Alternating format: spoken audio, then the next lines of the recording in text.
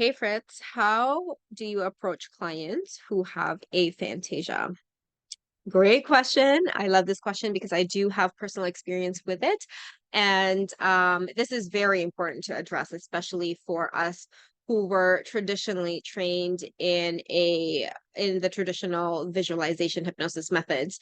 So what aphantasia is someone with a condition of the inability to visualize, whether that be just mental imagery, like pictures in their mind, and sometimes it could be other senses like smelling, touching, hearing, or feeling whatever their mind presents to them. They just have that gap of the inability to properly process the visualizations, which, as we know, as hypnotherapists and hypnotists, that a lot of us were trained to really focus on our clients visualizing. So what do we do with these clients who cannot visualize, right? And what's funny is that when I first started my traditional hypnosis, I actually worked with someone with aphantasia. Like, she really could not visualize going down the 10 steps.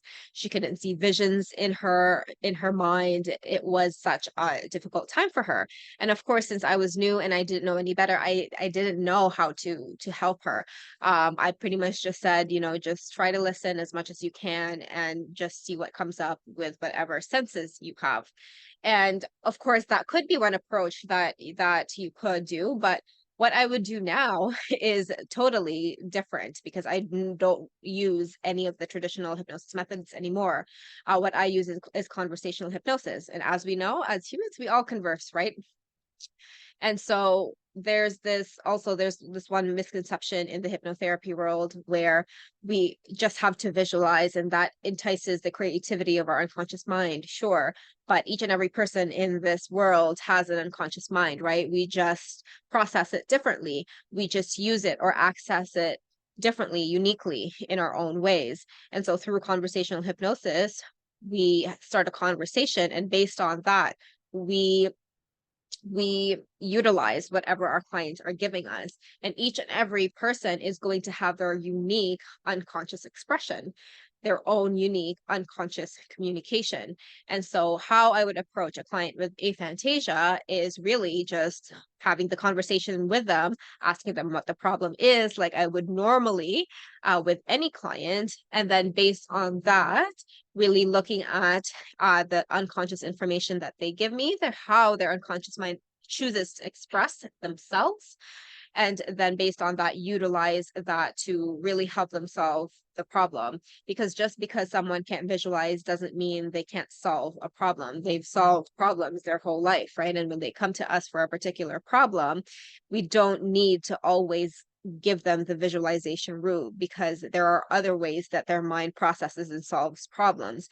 And it is up to us as hypnotists and transformational coaches to really help our clients and personalize their experience based on how they uh, would express their unconscious expressions and communications. So, long story short, the answer for that is that I would treat the person the same way with any advanced conversational hypnosis session, is ask what the problem, and based on how they express and communicate their unconscious information, utilize that to help them solve their problem and find solutions to their problem without needing to force them to visualize, see images, see colors, because those things aren't really necessary in order for us to create lasting change.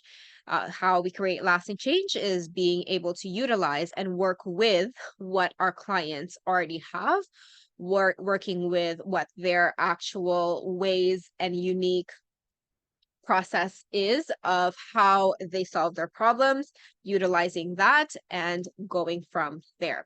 So that's how I would help someone with aphantasia. No need to visualize.